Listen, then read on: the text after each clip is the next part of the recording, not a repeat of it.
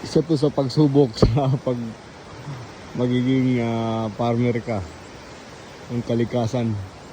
Tingnan mo, binaha yung ano ko, manukan ko. Buti na lang medyo elevated tong pagkagawa ko. Hindi, naglalanguyan na yung mga pato ko. Pato ko, may mga manok ko. Ito yung range area nila, malapit sa sapa. Kasi malamig. Ayos sila dito kasi malamig. Pero ngayon nga lakas ng ulan. Tumaas yung tubig. Baha. Kanina may nakita pa akong ahas, ang laki. Galing siguro sa bundok naanod. Dito pupunta yung ahas. Ang laki. Siguro parang parang sanga na ng parang ganito kalaki ng kawayan, no.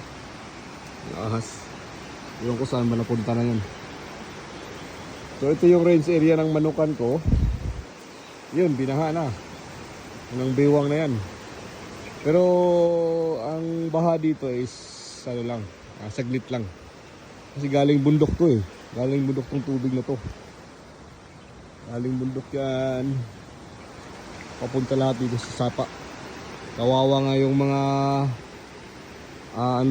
mga palayan dun sa kabila,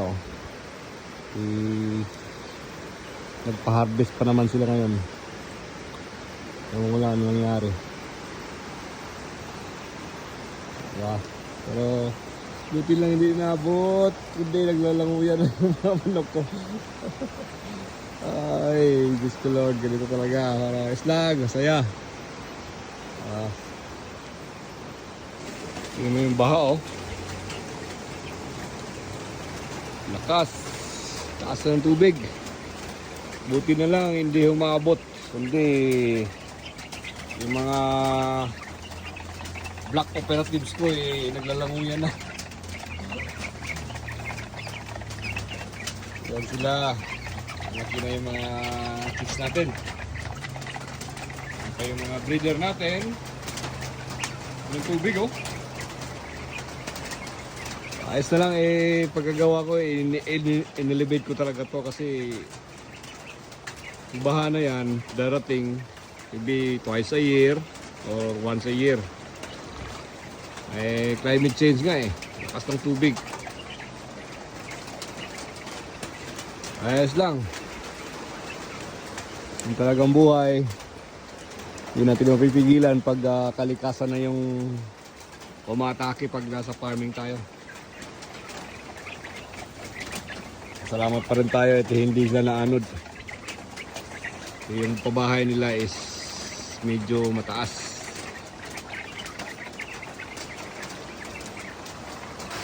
Yung pato ko,